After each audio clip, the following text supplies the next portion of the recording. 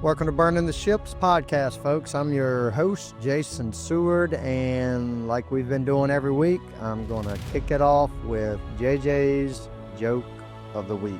And I will preface every week that he claims he's coming up and with these jokes and making them up. He simply gives them to me. I am 100% or 99% sure he's going to Google or some kind of app he has on his iPad to get these jokes, but he claims he's making them up, so I'll let him roll with it. But the joke of the week this week: why can't T-Rex clap his hands? Because he is extinct. And that's JJ's Joke of the Week. So now let's get into the episode. Today I have somebody in Philip Thai that I met several years ago at a property that I was looking to purchase that he had as a wholesale deal. And this goes back to, I want to say it was probably 2018-ish. He was just getting, might have been 2019, but he was just getting started in his real estate journey. And at the time he was working a full-time career, and he'll get into all that in the IT space, or I think he was a software engineer, but he was working full-time and trying to break into the real estate career. And he'll get into his vision and all that stuff he had at that time and kind of where it's gone from there. But I met him right at the beginning, and he was wholesaling properties. Ultimately, I didn't end up purchasing that property, but he met me there to look at, and we had I connected with him right away. He was, at the time, I had just started doing Jiu-Jitsu at the time, where I think my kids were doing it, and I wasn't far behind them. And he, was very active as well. So we had that connection, and we kind of shared like what we were doing in real estate at the time. I was still working my full-time career, so was he, and we both had visions on where we wanted to go with that. We kind of shared that with each other, and then we've kept up ever since, mainly through social media. And both of us have really seen our visions in different ways. It might not have been exactly like either one of us had originally thought, but we have seen those visions kind of coming to fruition. He, shortly after I met him, left his corporate career, and he'll talk about all that. So he essentially burned the ships on that.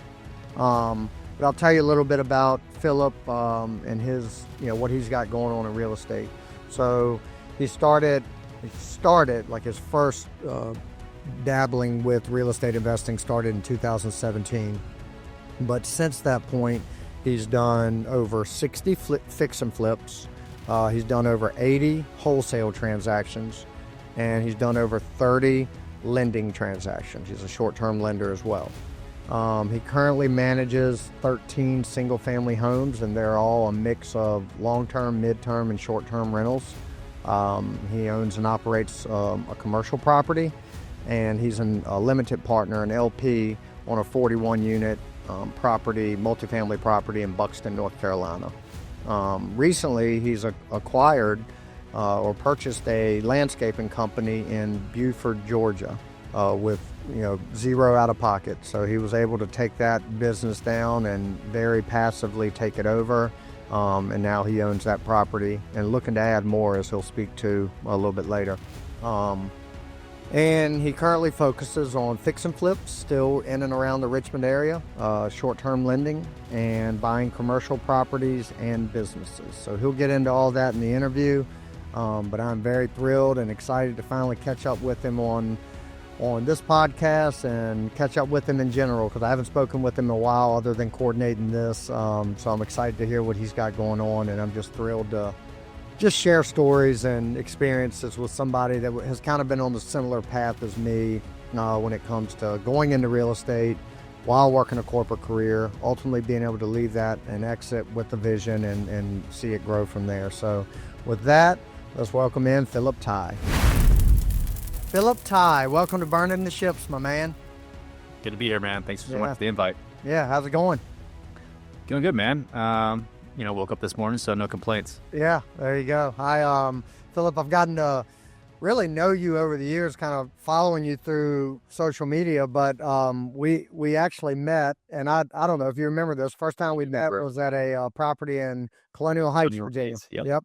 And you don't know this, but you kind of gave me a nugget that I took away from that meeting, because when I believe that house was occupied, so there were people in there, and you were kind of in the group that was trying to wholesale it, but you showed up with a camera, and you said that anytime you go to these houses that are occupied, you don't want people to know that you're actually buying it. You want to be the cameraman or something like that, so you avoid any awkward conversations. And I have implemented that ever since. So, like, I'm just the handyman, the cameraman, whatever. I'm never the owner of it. So, Yeah. yeah, Never that, gonna be the owner, man. yeah, that's pretty cool. And if I remember correctly, you had just hurt your knee or something at that point. You were limping around or had a brace on or something. So, Yeah, I was probably doing like it was from Jiu-Jitsu, so I'm yeah. a pretty avid Jiu-Jitsu practitioner. And I know you started Jiu-Jitsu too Yeah. as well, and we were talking about that for a minute when we first met. And so yeah, I think that was a good memory. Yeah, so I honestly don't remember if my knee was hurt or not, but if you remember, then Yeah. I think that It was, it's not outside the realm. but yeah, man, and to that point, we'll get into kind of what you're up to and stuff. But you mentioned you're not just a jujitsu practitioner. You're a recent black belt, right? Yeah, no, yeah, I Correct. got my black belt Yep. last March 11, Uh, 2024. That's amazing, man. Most folks, like I'm still in the grind, working my way up, but most folks don't see it through to that point, whether Yeah, it's due to injury or their body doesn't allow them or they just get out of it. So yeah, kudos to you for, I mean, that alone, and we'll get into a lot of this when it comes to your business stuff, but that tells the story of your discipline, right? yeah. And I would imagine there's a lot of parallels and analogies you can make between business and the mats. So we're welcome or want to encourage you to kind of compare the two as we move forward. But getting into it, man, let's start things off with. I'll kind of turn it over to you and let you introduce yourself at a high level, and then we'll go from there. Yeah, no problem, man. So I'm Philip Ty, based out of Richmond, Virginia. I've been a software engineer, so I quit my job back in July 2021. Went full-time real estate investing, but before going full-time real estate investing, I had been well educated through mentorships, programs, etc., and then dabbled in real estate investing by fixing and flipping, first and foremost, and then I was able to flip my way to quit my job. So when COVID happened, I think it was probably one of the best times for me to quit my jobs because we had so many flips going on. I think I was doing about, between those 2 years, 2021 and 2022, about 42 like acquisitions and fixing and flipping. So I really generated enough income to be able to quit my job and then bet that on myself. And then joined a couple of more mentorship programs. And like that's the key for me, is like always reinvesting in yourself as the year goes on, because if you reinvest in yourself, you just get more mentorships, but you also get more network. Your network grows, and so does your resources. And so right around 2022, kind of slowed down on fixing, flipping, and wholesaling. We jumped into lending per se, did a little bit of lending, did about 30 transactions, and I continue to lend here and there depending on the deal. And then 2024 is when I bought my first business, a landscaping business out of Beaufort, Georgia.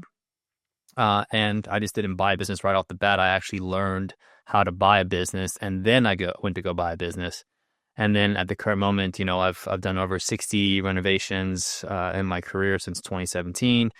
I've done over 80 wholesale deals, over 30 lending transactions. I control right around 14 rentals, one commercial, and then one landscape business. And then at the current moment, I'm in the process of acquiring another commercial property, a nice little small strip mall, and acquiring two more landscaping businesses in Atlanta, Georgia. So that's kind of at a high level where I'm at. So what I'm hearing through all that is a lot of action has been taken on the heels of education, right? Or in line with education. And I think, you see it, you've been in the game long enough, and through networking groups and things that you're a part of, and we see it as well. There's no shortage of information and education to be had, right? But at some point, action has to be taken. And you just rattled off very humbly all the things that you've gotten involved with over the last, 5 years or so. And and it stacks. It stacks, but it only stacks because you have taken the action on the heels of mentorship and education. So speak to that mindset a lot, or a little bit, if you don't mind, because a lot of people, they spend so much time like sharpening the axe, but they never swing at the tree, you know, and you're doing both simultaneously. So speak to that a little bit.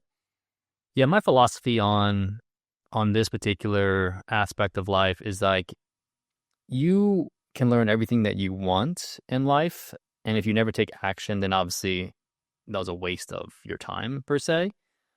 So for me, I can always obviously speak to myself, but also see this in other folks is that I had enough pain in order for me to make a change. So if you don't have enough pain, then you don't have a reason to change.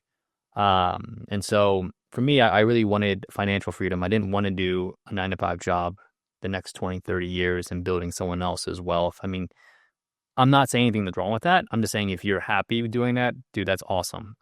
But for me, I wanted to obviously, I want more out of life. And the mindset for me is like when I reinvest in or I invest in an education, I don't like have to think about like, like how am I getting this back? I'm like, how can I make more money than I spent in the education, right? So an education for me is just the mindset of it is honestly, I'm here to grow to my potential. And the best thing about like potential is that you'll never reach potential. And so the journey of getting as far as you possibly can in this life is like also, I think, fun. It's like a game right now, how I view it. It's kind of like Jiu-Jitsu. It's kind of the same parallels, right? Now that I'm a black belt, I actually feel like I'm a white belt against other black belts because I just get destroyed. Yeah. So like, it's the same journey. Like once you reach a particular peak, you can see multiple peaks beyond the peak that you reached. And that's the same thing with investing. There's so many different ways that you can slice up a deal that you haven't done yet.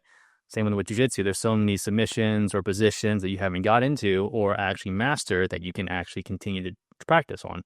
So for me, honestly, investing in your education is like essential. Getting around like-minded folks, getting around what can be done, because if you stay with the same group of people, your mindset is also going to be limited. And so, like, I would rather be around folks that have obviously done the things that I want to do, and then they're actually learning from people that actually become better and greater. So, like, I mean, it's essential for me. It's like if you don't educate yourself, I think you start to die in a sense. So, Yeah. so yeah, Yeah. that's my mindset about it. Couldn't agree more, man. And it's been the so just to share a little bit, and we'll get back to your story, but kind of the parallels between my story and yours was the same thing. I was in a corporate career. I hung around in it much longer than it sounds like you broke away, but for about 17 years for me in the same job, same company, or many jobs within that company. But the job wasn't painful. Like the job itself was not pain. It was an easy job. I did good at it. It was a sales career. I made a lot of money. That was fun. The pain came from the time commitment and the the compromise on my time with my family and my personal well-being and all that stuff, and that was where the pain came from. And to your point, once that pain gets, you know, loud enough and hard enough, like I'm wired much like you described, I have to get away from it. I've got to find, like, I'm resourceful enough to figure out another way. But prior to doing that, I not only did I not lean into education and mentorship, I intentionally shied away from it. And the reason was like the area that I was trying to build upon outside of my career was in real estate, but it was in that building of it, it was potentially a conflict of interest between my corporate career and that career. So I intentionally was very quiet about it. I didn't go to network meetings. I didn't join any groups because I didn't want it to be exposed to my employer that I was spending all this time in real estate. So it wasn't until I finally decided, like, all right, I've got to figure a way out, that I started leaning into it. And to your point, it was hockey stick growth from there. As soon as I joined my first paid mastermind group, it took off. And then on the heels of that, I've been a part of several groups and, you know, mentored people, been mentees to people and all that stuff. But that's where the growth happens. 100%. You know, you get inspired, and then you get the accountability to take action, you know, kind of, which I know you've lived it as well. So Yeah, yeah. 100%. Um, But you you talk about another thing that I've noticed with you. And I think this is very important as people continue to grow. And you mentioned it, it's like a game; it'll never stop. As long as you're a black belt in jiu-jitsu, you're always going to be 10 years from now. You're going to be challenged by the young blue belt wrestler that comes in there that gives you a fit, right? You're going to have to figure out new things to keep up with him. But as you continue to advance in your real estate career or just in life, how important do you think it is to not only continue to learn from those that are ahead of you, but also have a hand down and help those that are coming up behind you and take on that role of being a mentor yourself and a coach yourself? I think it's really important. So to kind of speak on that, like I teach jujitsu too as well. So I always go and help people when they have questions after class. Like I have no problem doing that. As far as like riding the line between both, I mean, I think that's where most fulfillment comes in life, is where you help other people out and you help them succeed. And there's like nothing, I don't think, more rewarding to help another person like unlock a mind shift set. So whatever they're stuck in, and you're like, oh, that's an easy answer, and you can kind of break it down and show them, and then either potentially walk them through their first deal or their first, submission or whatever it may be. I think that's very fulfilling in the sense of that, because not only am I teaching class, I'm also helping other people um, in the real estate space. We have a community with a couple of other business partners of mine that we opened up a community to help people like that are struggling in real estate, that want to learn real estate, because obviously knowledge right now is, I think, very easy to access, but how you use the knowledge and how you leverage the knowledge is where people, I think, might not be able to do it.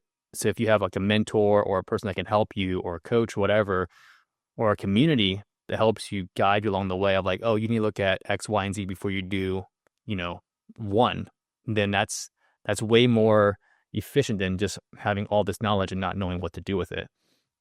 So yeah, I think it's essential. I think it's also fulfilling as a human. And then I don't see why nobody would not do this. They have all this knowledge and all this time. I think only giving back in community is like one of, I guess, a greater calling per se. Yeah. Yeah. And kind of along with that is I know early on when I was starting to join these, I've been a part of masterminds now for 3 or 4 years, but early on when I was starting to do it, a lot of folks around me are like, man, you're essential. Why are you paying so much money for these things? Right. Because that's a tough ROI to calculate, right? I'm going to dish out 20 grand a year to be a part of this environment.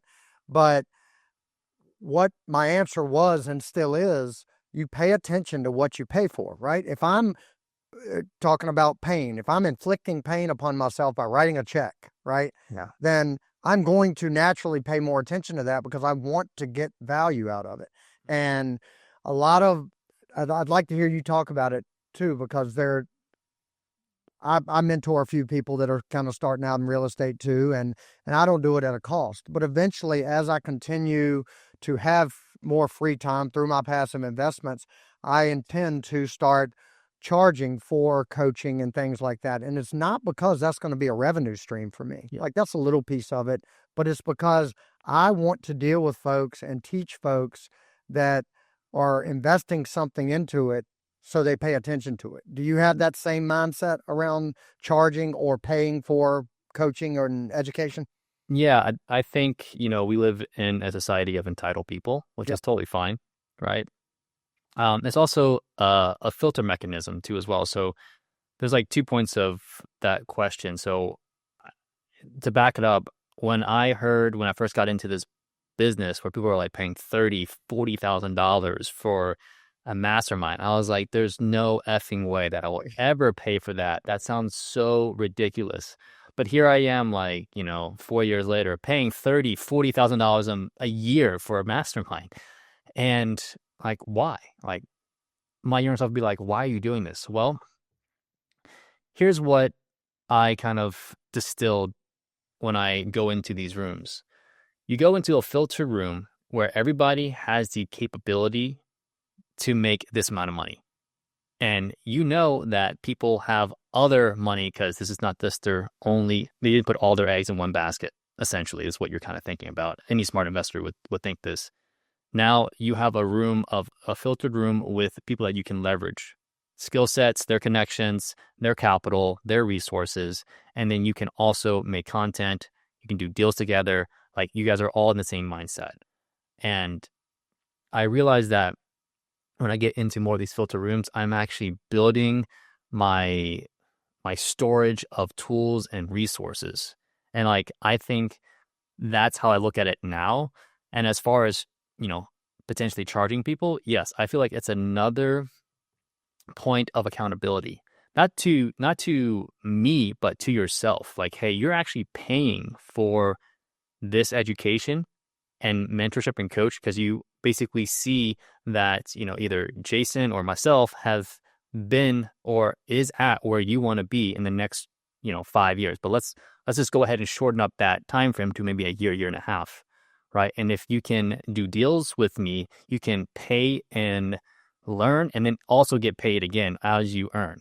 So I think I would want a filtered room of people of like-minded individuals that are willing to pay for the education and like don't want to mess around, because I have friends that mess around. They're still doing the same thing over and over again, like 5 years ago. So I would rather hang out with people that actually want to grow and actually want to build community and actually want to help their own community. I think that's what an entrepreneur and investor should be aiming for. And as a I won't say a coach, but like as a leader, you can say. Yeah. Yeah, absolutely. And you got to be I mean, folks, that are listening and maybe haven't leaned in or researched as much on, options out there for education and mentorship and stuff like that. You got to be careful because Yep. or, for every 10 out there that you might see on social media, 5 of them are just BS, right?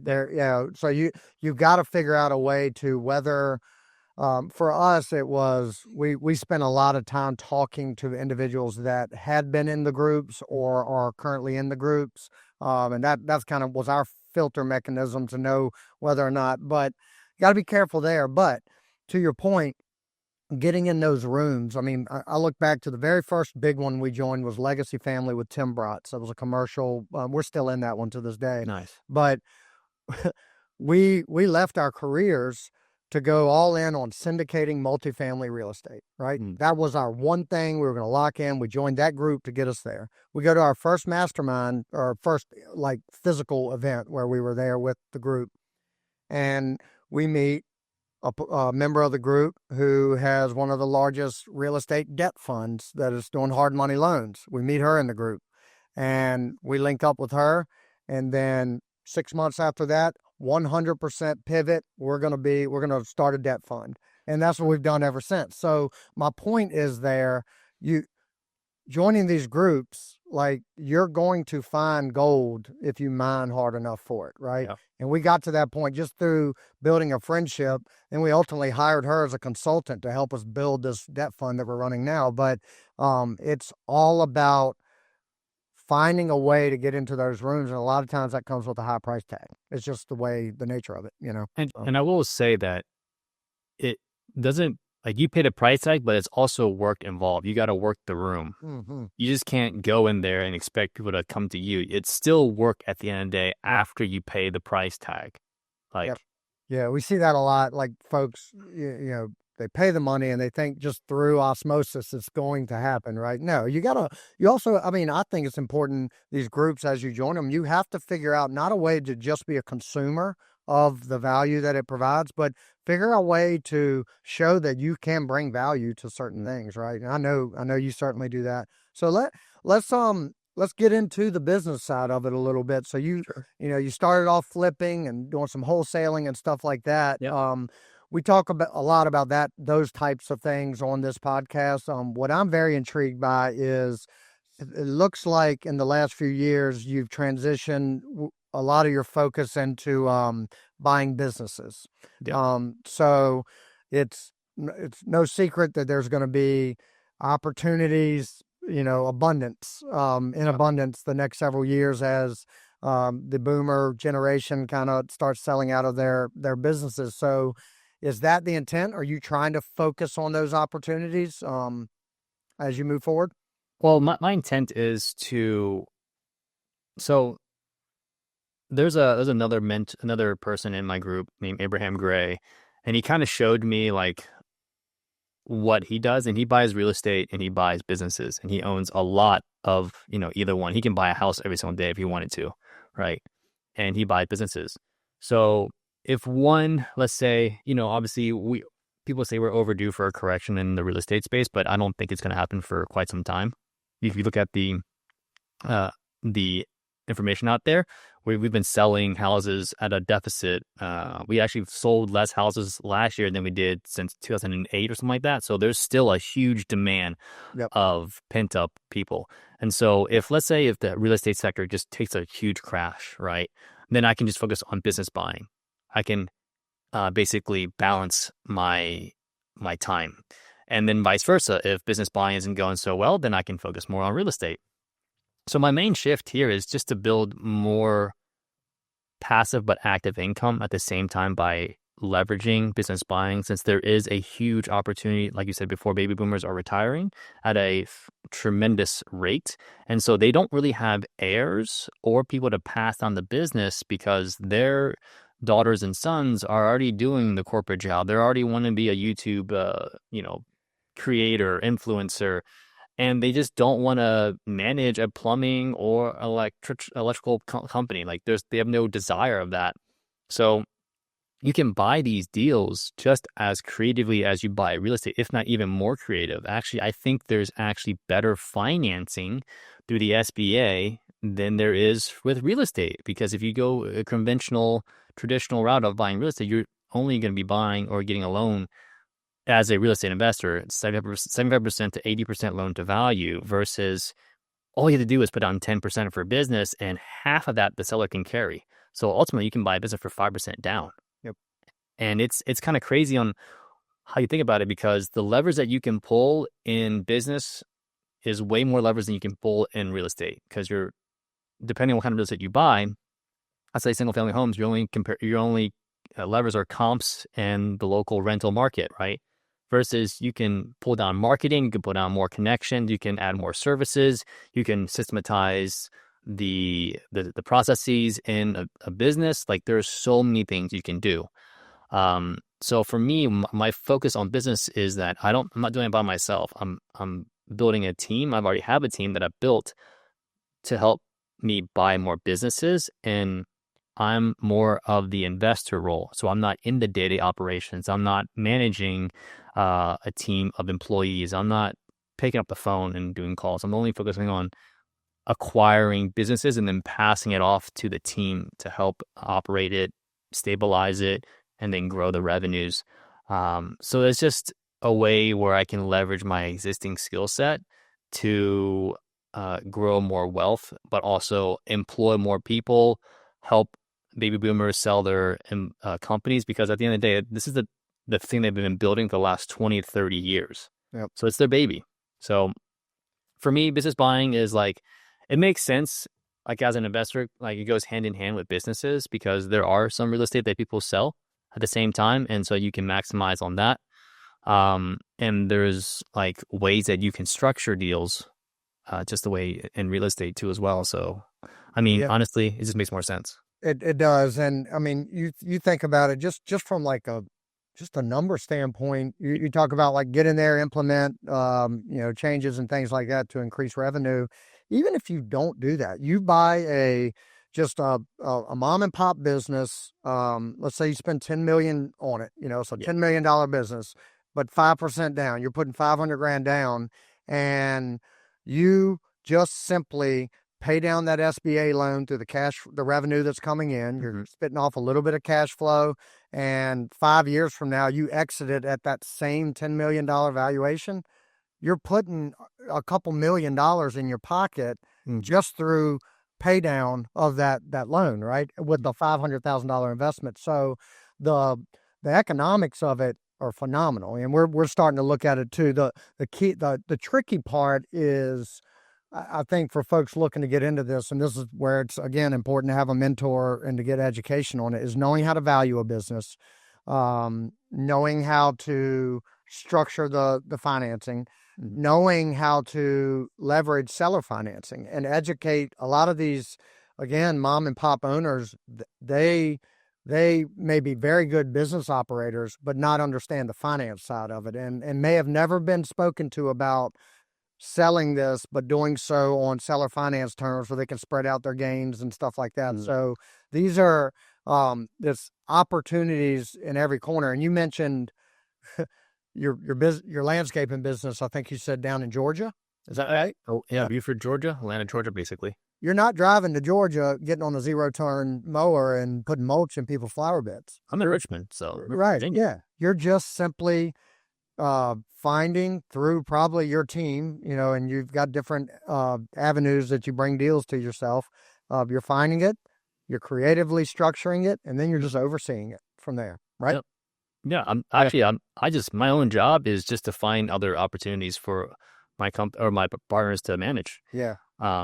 So like, and to kind of like be on your point, like we don't call it seller finance, we call it an annuity structure. Yeah. So a lot of baby boomers know what annuity structure is. Yeah. Maybe not seller finance.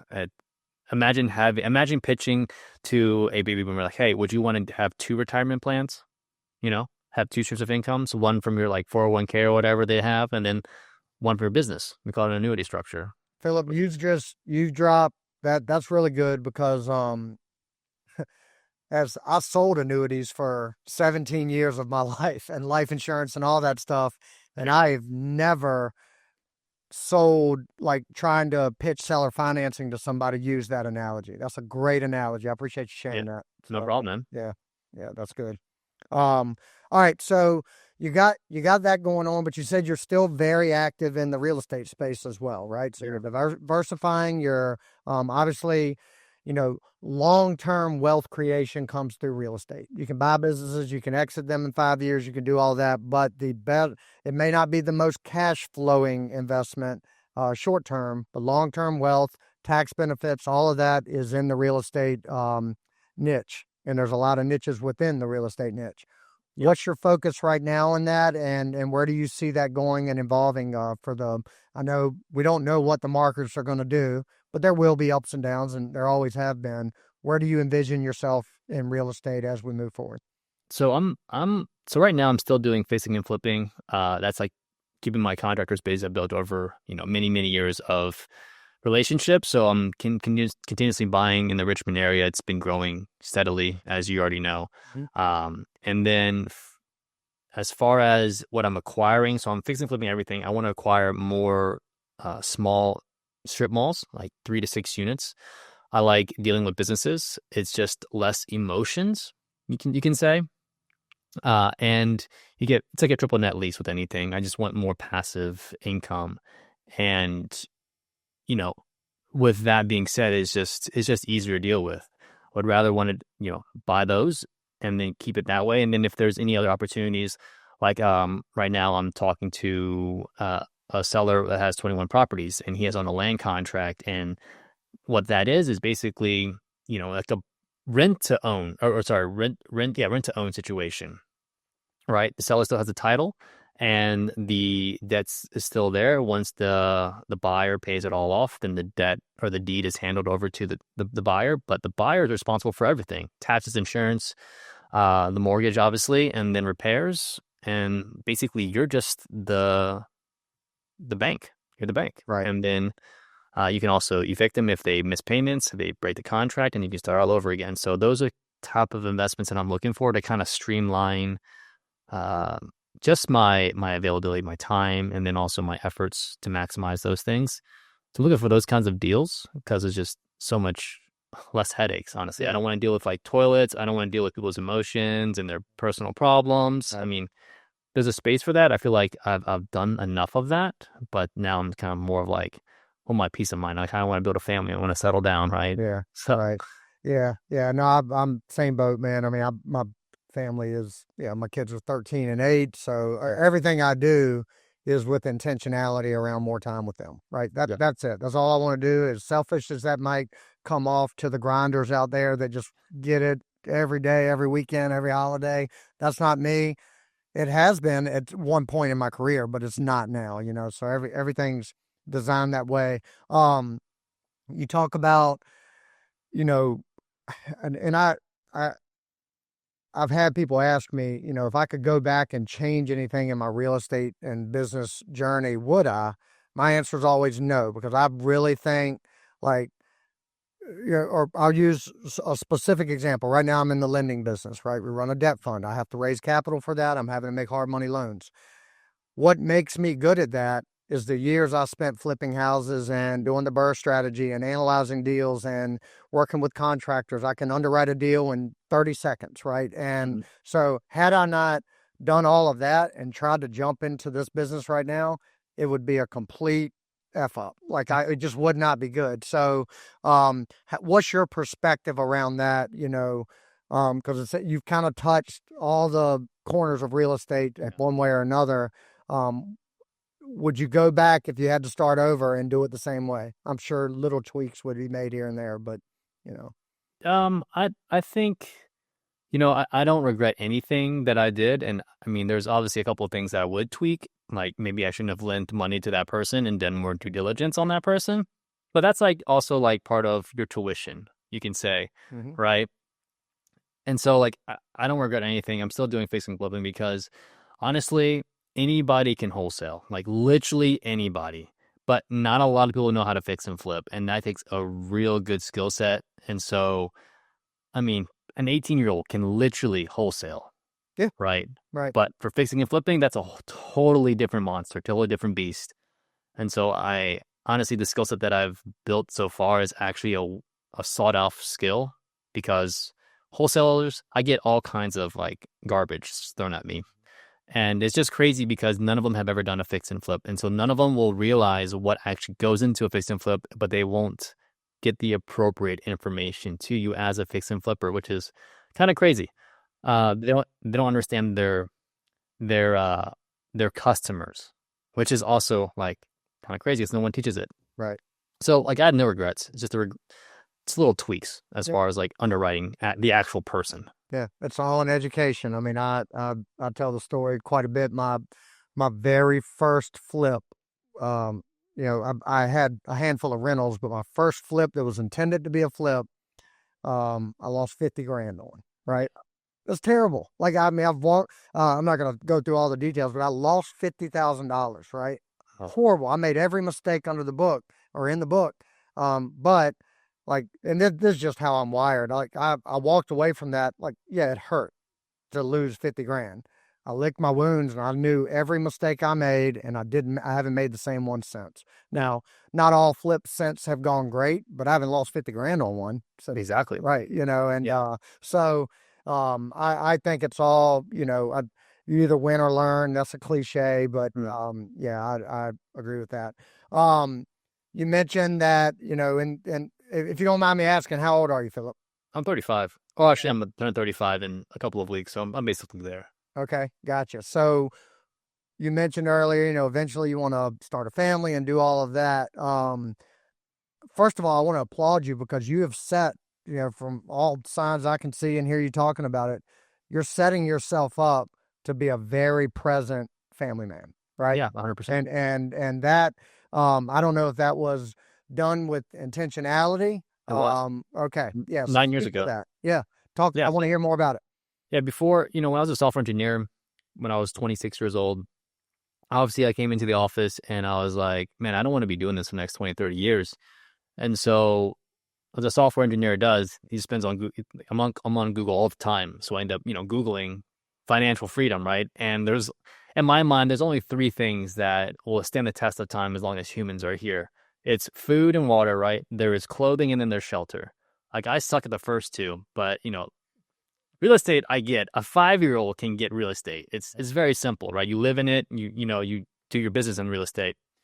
And so I ended up going on this path and one thing led to another. I get ads as one does on Google. And then I click this free seminar that leads down to a paid seminar, and that paid seminar is a huge upsell. I just basically was into a funnel. I didn't realize at the time, but looking back on it, it's pretty obvious.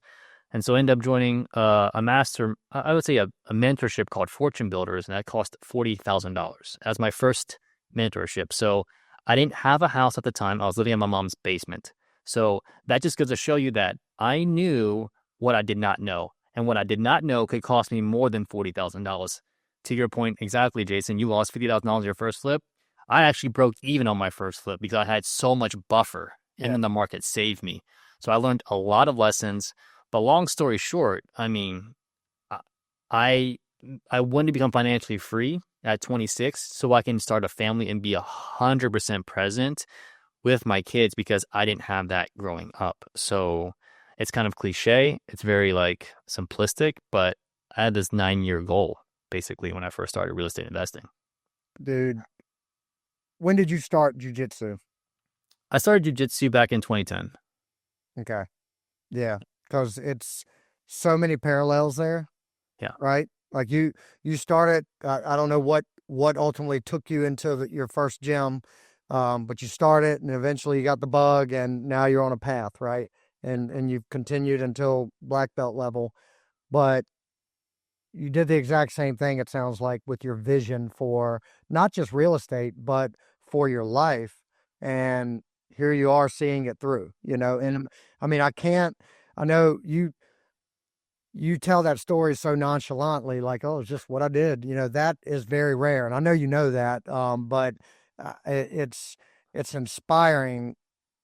Like, people that might just meet you and see you on social media, everything you have going on now, might see it and say, oh, have the "it must be nice" mentality, right? Mm-hmm. Like, oh man, overnight success, he's making it is now. money. And it is overnight success. Right. Over 9 years, every single night. 9 years. Exactly right. So, and that's where I was going with that. So, I respect that, man. I love, you do a really good, I'm curious because we do not, we hire a third party company to handle our social media. Do you handle all of yours yourself or do you have someone on your team handling that?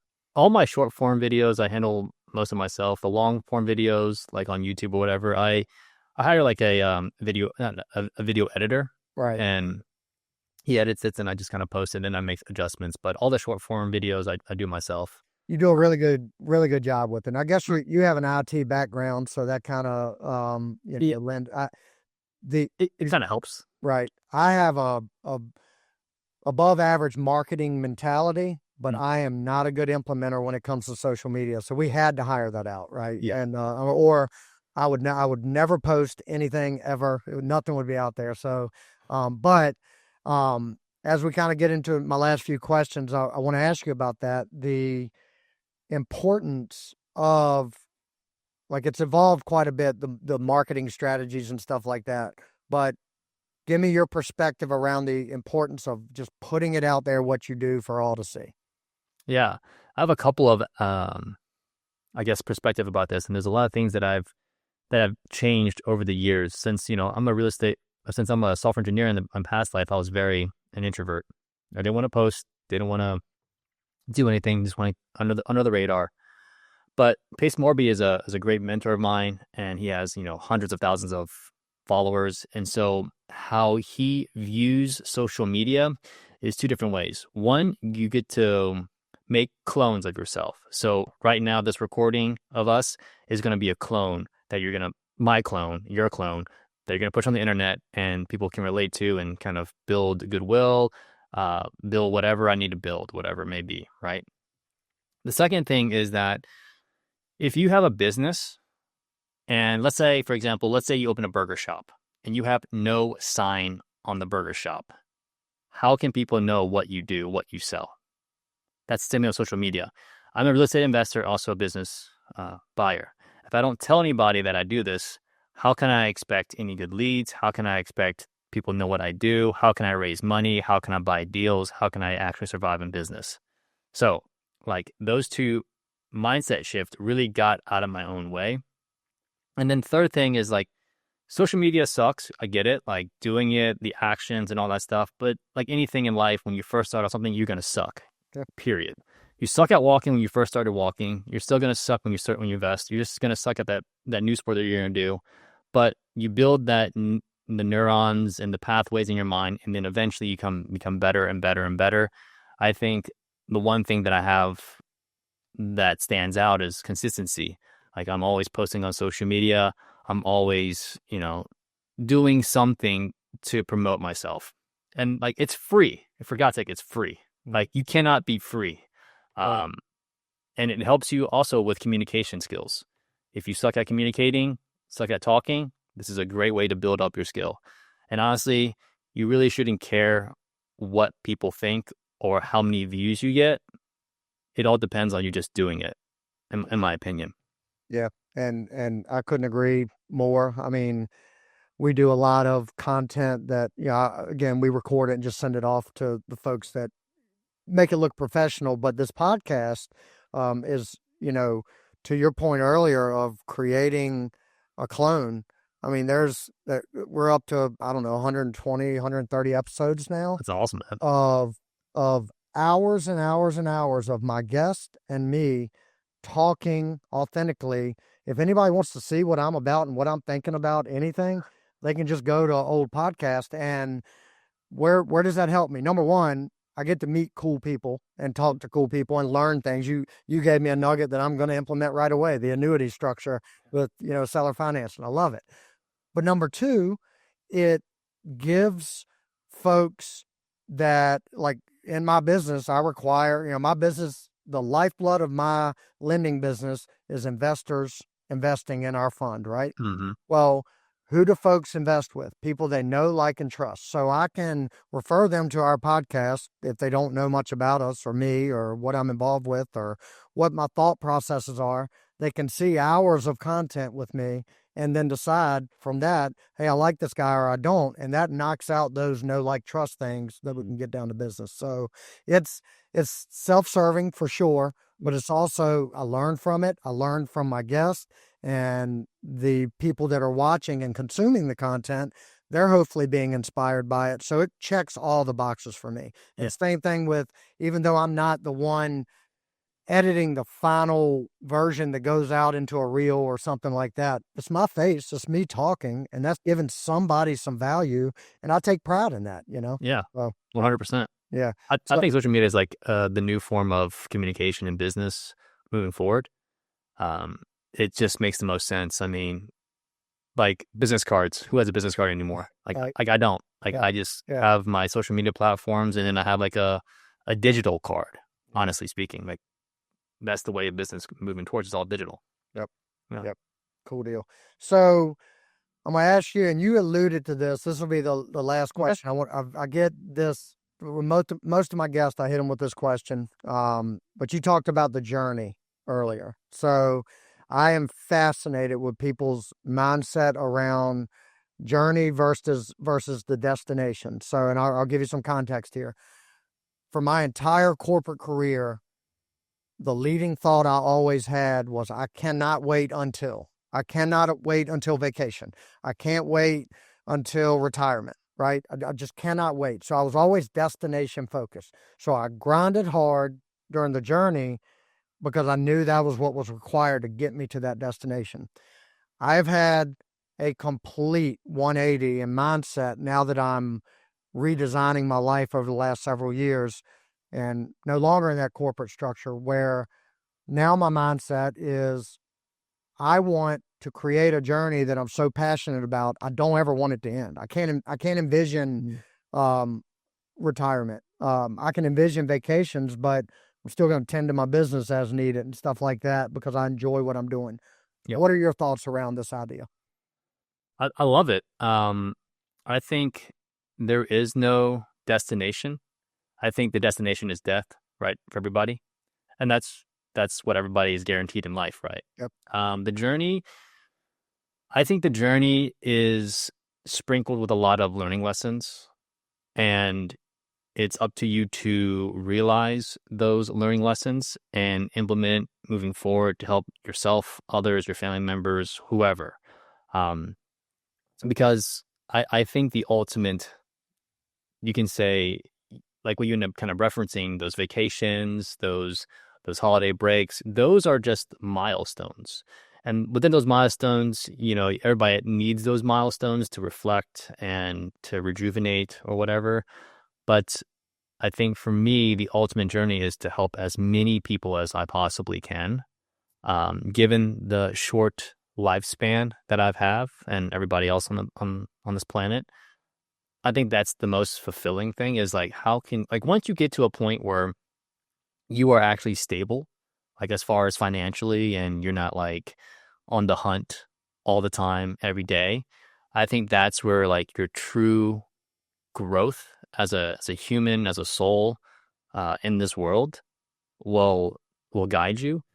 I think that's probably one of the most important things that I want to do is just to help as many people as I possibly can while having fulfillment. And there is no particular destiny. There's like goals that you can set, but once you reach those goals, you'll have a bigger goal. So like, I think the goals will drive the journey at the end of the day. Yeah. And that's kind of how I feel about life in general. Yep. So yeah, I mean, yeah. I am, as I continue to learn more about myself, right? Yeah. I'm sure that's a journey within a journey, Yeah. just learning what makes me tick. But the one thing I've come to learn, and I'm just talking to you for a little bit, I can imagine you're probably the same way, but I am most fulfilled when I have complex puzzles to solve. Yeah. And those puzzles have been different all along my journey. Some, like now I'm like yourself, I'm kind of evolving to like, let's get this thing a little more passive so I can do other things that are more fulfilling to other people and things like that. But that's a complex puzzle too. And if the puzzle's not there in front of me, my wife jokes all the time that I am the world's best at creating problems, conflict if it's not there. Sure. Like just because I thrive off of having just complex things to solve. So, and I think that's just kind of in most entrepreneurs, that's in our DNA, Mm-hmm. Would you agree?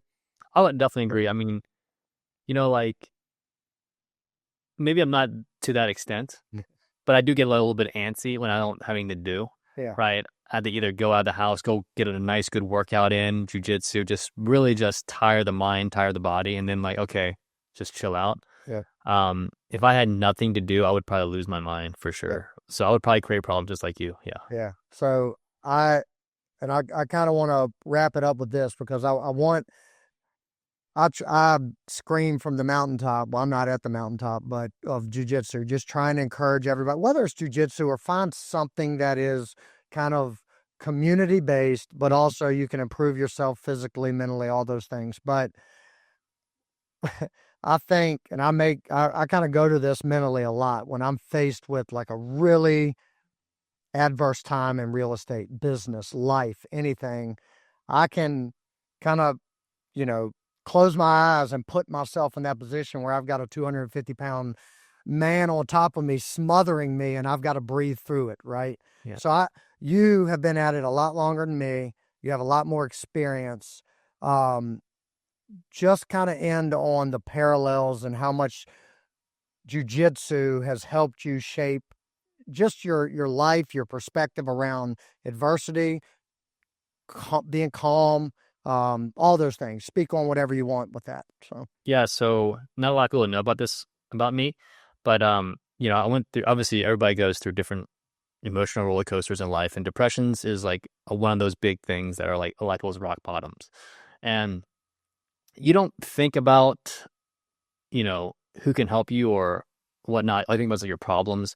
And for me, when I was depressed, I actually went back to jiu-jitsu, and I didn't realize at the time, and looking back on it, community does help solve depression for me. So that was one of the adversities that I had to fight through in order for me to start real estate investing.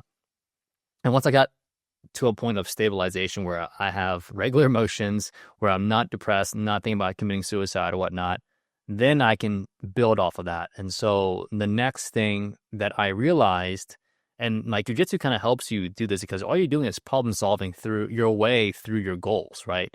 Your goal is ultimately to get to submit to the person. And for personal life, ultimate goal for me was financial freedom, right? So in that particular sense, I'm like, cool. Like now I have an actual problem of my own personal life because jiu-jitsu helped me kind of see that. Like I need to make more money. I need to quit this job that I don't really like, even though it's paying really good money. I want to go do my passion. So there's so many similarities in that too as well, because jiu-jitsu, you cannot cheat in jiu-jitsu. Just like how you can cheat in life, but that's not going to get you very far. Just like in jiu-jitsu, you can cheat in jiu-jitsu, but it won't get you very far. So there is no easy button. You just got to do the hard work, and like it'll help you get through all of the struggles of life. Because if you get those hard rolls in, if you do the right techniques, like it translates in real life. If you just follow directions and you just do everything that's right, it will translate also in wealth. And for me, like jiu-jitsu has been such one of those pillared moments to where if I have a stressful day, if my first fix and flip, all the wire was stolen, I had to redo so many things. I had it like stressful as hell as can be. But when those stress comes, I just go do jiu-jitsu and I want to get present in the moment. There is nothing like being present in the moment where someone's literally trying to choke you out, break your arm to make you forget all of the other issues that you currently have in your life. And then when you're done with it, you're tired. You're like, okay, maybe that wasn't like my problems in life. It's not that bad because I just survived getting murdered. Right. So it makes it so much like the concept. The parallels and the contrast is so different. And jiu-jitsu is like one of those things when you can keep calm in like really bad situations, and it also translate into situations where you do have bad times in real life. When I have those bad times in real life, I used to think like, why me? This person did this to me, this person did that to me. But now I'm like, okay, why is it the best thing that could ever happen to me? So I try to flip it on its head and try to find the good in the bad versus trying to find the bad in the bad,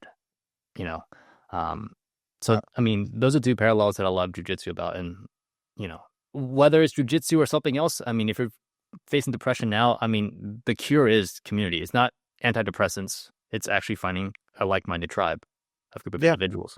100% agree. And there are, exceptions where some people they have some wiring wrong and they might need some medication, but for the most part, community may not heal everything, but it can damn sure help you along the way. Right. And I've benefited from jiu-jitsu. Now I'm 43 years old, and every freaking time I get back in there, I rip something in my knee or my shoulder. So it's been a long journey for me, but who has benefited more than anybody are my kids. My kids have been doing it. Now they play other sports, so they're kind of in and out of there, but it has given them confidence. It's given them, that's the big one. They can walk around confident. They're never going to be a bully. Yep. Right? Because they've gotten their butts kicked too many times in jiu-jitsu. They're never going to let somebody else get bullied because they know that they can step in if they need to. They know how to deal with tough situations. They're 13 and 8, but they're learning how to get uncomfortable, get their neck choked a little bit, their arm bent a little bit, and they know that they can just reset and try to get better. So the parallels to life, man, are so good. And it doesn't have to be jiu-jitsu, to your point. It could be anything that requires consistency and discipline to improve in, which is most things in life, that also gives you the community aspect of it. So 100%. Yep. So Philip, man, your journey is fascinating. I think, I've made a page full of notes. You've given me more questions than I have about all that you have going on that I'd love to dive into, and maybe we can do another episode later this year. But what we'll do is drop links to all of the way folks can contact you and your email and all that. We'll drop that in the show notes. Is there anything else you want to add before we wrap things up? Not really, man. Just thank you very much for having me on your show. Really do appreciate that. Really good conversations, and then where your folks can find me. It's in the show notes, guys. Yep. Well, I appreciate it, man. Appreciate you coming on Burning the Ships, and we'll talk to you soon, Philip. All right, man. Thank you for tuning in to this episode of Burning the Ships. I want to give a special thanks to our sponsor, 608B Capital, helping real estate investors secure fast, reliable funding to fuel their boldest moves. If you're ready to take your investing to the next level, visit 608bcapital.com to learn more. If you found value in today's episode, please take a moment to rate and review the podcast. Your feedback not only helps us improve, but it also helps us reach more people who are ready to burn the ships and commit fully to their goals. And don't forget to share the episode with someone who needs that extra push to take bold action. I'll leave you with this. Burning the ships isn't just about removing the option to retreat. It's about unlocking the courage to charge forward. No matter the odds, the past is behind you and the future is yours to conquer. Thank you for listening, and I'll see you next time on Burning the Ships.